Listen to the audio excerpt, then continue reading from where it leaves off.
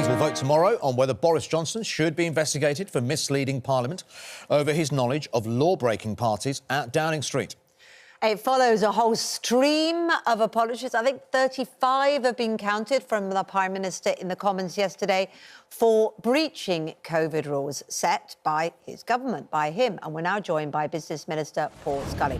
We're going to be conducting a debate in a moment, and viewers have already got involved about whether it's time to move on.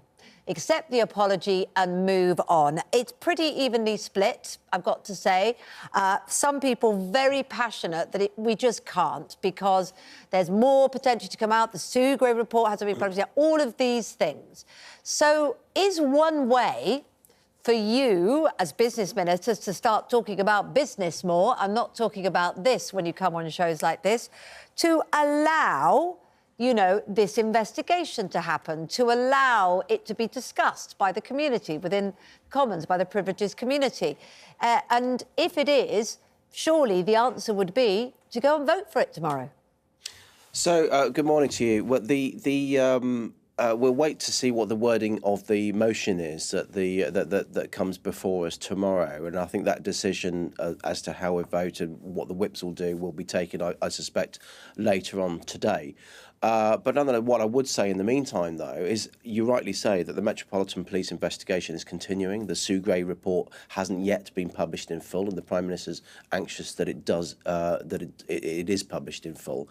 And so there are those two strands of investigation that are continuing at the moment, and they will be the ones that will actually hold all the information. By opening up a third strand of investigation, they will then be reliant on the information that's coming through from them anyway. So I would have thought it would be sensible to exhaust the investigations that are already open before looking at other things. And bearing in mind, of course, especially when the Sue Gray report's published, there will be a documentation there for parliamentarians to be able to go through, investigate, scrutinise in full, and then hold the Prime Minister and others to account.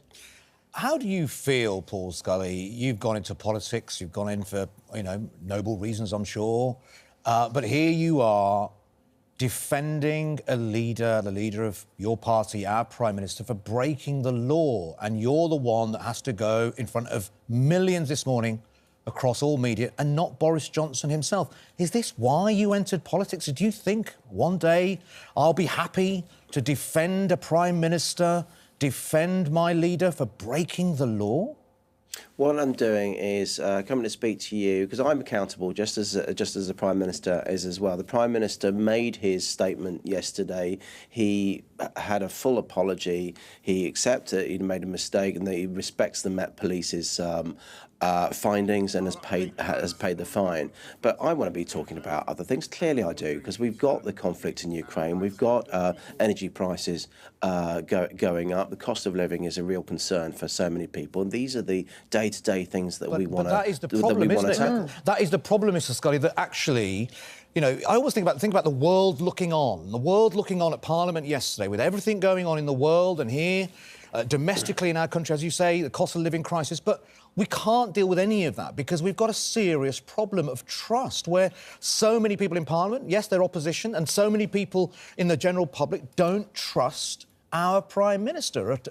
A poll was done the other day and 72% had something negative to say about it. Most of them, when they said, what's the word you associate, was liar. And until we deal with this issue, there's no way we can move on, can we? So, look, I mean, the event that we were talking about yesterday, as I say, was reported in the national newspapers at the time as a positive story. The Prime Minister taking time out of his busy schedule to note his birthday. And so it's difficult when you're looking 2 years on with what we know now about the horrendous accounts of the number of people that have died, that have gone without speaking to their loved ones at their last moment. So I totally understand the palpable anger and frustration that's out there. But it's something more than that, though, isn't it? Because at the time of these incidences, there were people, as you say, following the laws that he set, who were living the reality of those laws and doing the right thing. So therefore, it's not just a case of looking back. And the fact that he broke them, which is a big thing in itself, it's also the fact that he seemed out of touch Well, with the reality of the laws and the reality of what people are living through. So you've got a lack of trust on two fronts, on honesty and also on in terms of connection and representative of what the nation's going through. And that must be, as Adil asked you personally, so frustrating with you. At what point is someone like you going to say, enough is enough? I want to get on with the business of government, and this man, as our leader, is distracting from that. Is there a point you have in your mind? Well, two things, Kate. I mean, first of all, you and Derek have obviously lived that horrendous situation that is there, exactly the kind of accounts that I've been talking about. So I understand that frustration. What I was saying, though, is that 2 years ago, that particular event was seen in a very different prism by the media when they covered it in the newspapers the following morning. But nonetheless, it's the media's fault now, is it? It's the media's fault because they didn't know. At the time, people didn't know, did they? No, the not media in the slightest, didn't know Kate. this was happening. Well, no, they did because they reported it. But I'm not blaming the media at all. What I'm saying, laws were being broken. Well, what I'm saying is that they reported it as that was the prevailing view at the time. I'm just saying that, but the Met Police have clearly investigated it. They found differently, and the Prime Minister has accepted that and has apologised and moved. But come to your point, though, Adil, as well. When you were talking about how the world looks on, the world also is looking on. You hear from President Zelensky thanking the Prime Minister and the British government for what they're doing, what we are doing in the conflict in Ukraine. You have the India, where the Prime Minister is travelling to later on today, who are looking on how we can foster closer economic ties. This is happening at the moment as well. They're not looking necessarily at the minutiae of what's happening in Parliament. Scully, I think we've all forgotten what was happening at that time. And I want to show you a clip here. I know you can see this. I want to remind you that why this is so different. This is not a parking ticket. This is not a speeding ticket. This is somebody who broke the rules, who was on TV almost every night at 5 o'clock telling us what Things to like do. this. Have a listen to this. You must stay at home. You should not be meeting friends. If your friends ask you to meet, you should say no. You should not be meeting family members who do not live in your home. If you don't follow the rules, the police will have the powers to enforce them, including through fines and dispersing gatherings. I mean, was there that's every pretty night. clear. And we And he listened to him. didn't say no, did he? And it's so- their allegations. He did worse than not say no when people wanted to meet. He instigated the parties.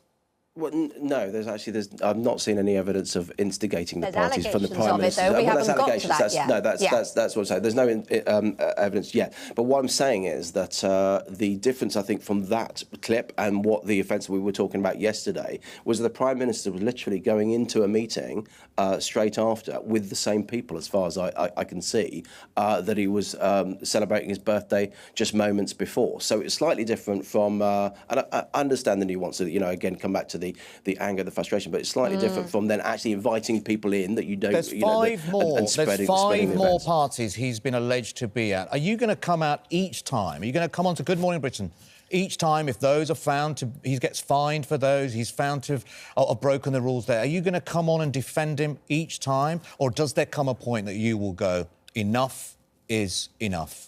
The point that we want to get to, that You will I want to defend him get each to. time? No, the point that I want So to how get many? to, Adil, If there was five, would that be enough for you? He's got to go. What's the point? The point that I want to Breaking get point. to is when the Sue Gray report reports in whole. The Metropolitan Met Police investigations have gone through, so that we can see everything in its totality. So that Sue we're Gray making says there was a culture of rule judgment. breaking within Downing Street. Sue Gray comes and says there was a culture of rule breaking at Downing Street, and we know that the police have imposed 50-odd fines. Is that enough for you? Would you go, that's it? The Prime Minister's got to go. I'm not going to speculate, Adil, because I've already seen some changes in Number 10 with some of the people that actually did instigate some gatherings have already gone, and I want to see it in its totality. I'm not going to speculate on what it may or may not say, or what I might not do. I want to make sure that I can see it in black and white, because this is a big decision. When you're talking about the Prime Minister of the country, the government of the day, I want to see everything in black and white, the evidence, rather than just